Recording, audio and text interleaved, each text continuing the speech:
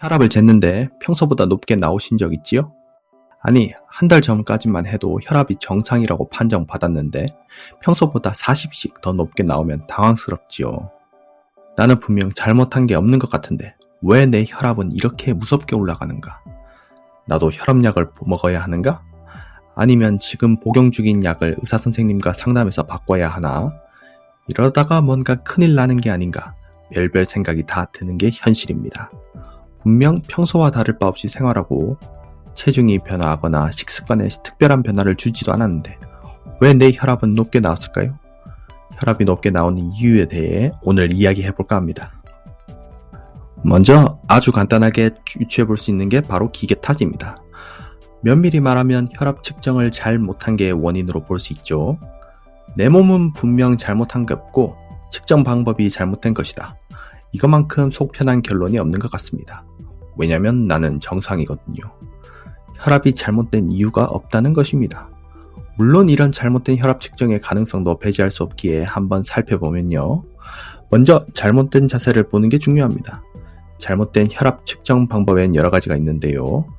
앉아서 기계식 혈압기에 팔을 넣었을 때 구부정한 자세로 심혈관에 압박을 주는 자세, 등을 의자에 곧바로 붙이지 않고 발의 위치를 높이 든다든가 전문가의 지도 아래 혈압을 재는 게 아니라 내 마음대로 잰 혈압은 잘못될 수 있습니다. 특히 혈압을 재는 부위인 팔의 위치가 중요한데요. 팔과 심장의 위치를 맞춰야 우리가 원하는 정확한 측정값이 나올 수 있습니다. 팔이 심장에 위치한 곳보다 높게 있으면 심장에서 출발한 혈액과 그 압력이 위로 올라갈수록 감소하기 때문에 혈압이 낮게 나올 수 있고요. 그 반대로 팔이 심장보다 낮으면 더 높게 나올 수 있습니다.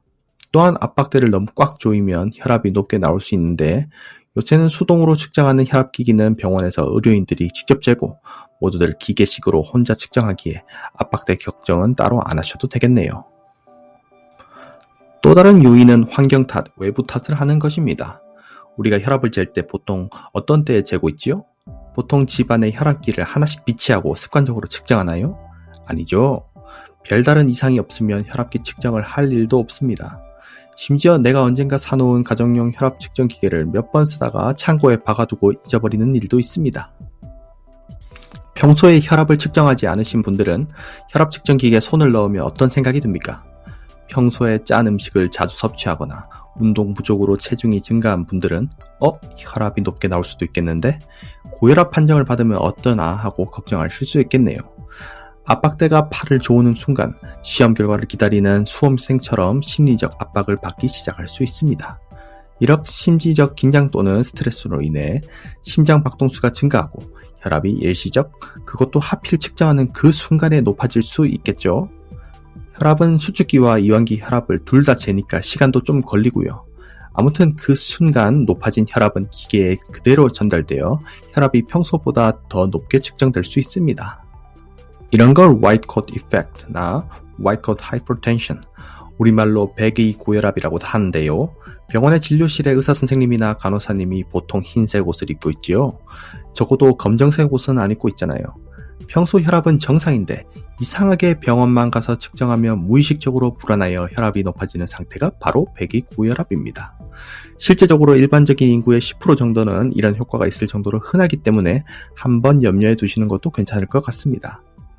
만약 병원만 가면 혈압이 이상하게 높다고 생각되면 가정에서 측정하고 그 결과값을 참고하는 것이 좋습니다. 또한 추운 온도나 시끄럽고 불쾌한 환경 등도 혈압 측정에 오류값을 가져올 수 있으니 최대한 안정되고 조용한 곳에서 심리적 스트레스와 긴장감 없이 측정하는 게 올바른 방법입니다.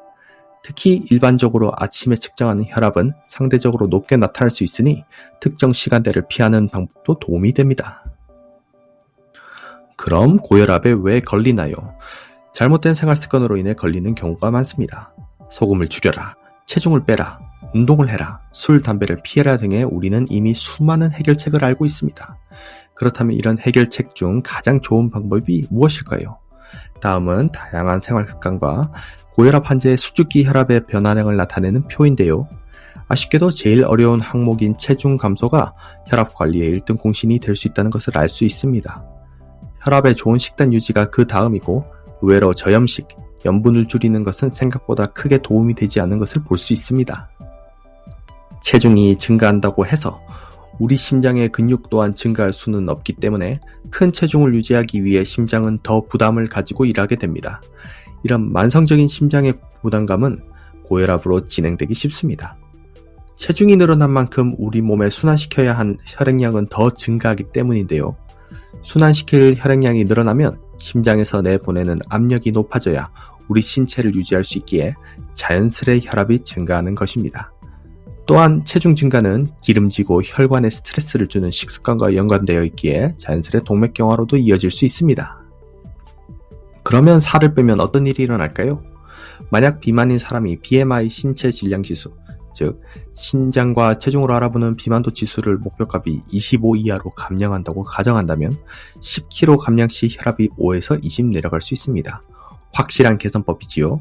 하지만 이런 이야기를 들으면 우리는 우울해질 뿐입니다. 현대사회에 차고 넘치는 고열량의 음식과 생활습관 속에서 살을 빼기란 육체적으로나 정신적으로나 참 힘든 일입니다. 다양한 다이어트 프로그램과 식단이 준비되어 있지만 의지 부족, 식습관 변경의 어려움, 생활 환경에 따라 체중 감소가 쉬운 일만은 아닙니다. 꼭 비만이고 체중이 증가한 사람만이 혈압이 높은 것은 아니지만 한 번쯤 체중 증가가 고혈압의 원인인 것을 돌이켜볼 필요는 있는 것 같습니다. 오늘은 간단하게 혈압이 높아질 수 있는 외부적 요인과 비만에 대해서만 알아보았는데요. 다음 시간에는 본격적으로 어떤 음식 및 약물이 혈압에 영향을 주는지 알아보겠습니다. 감사합니다.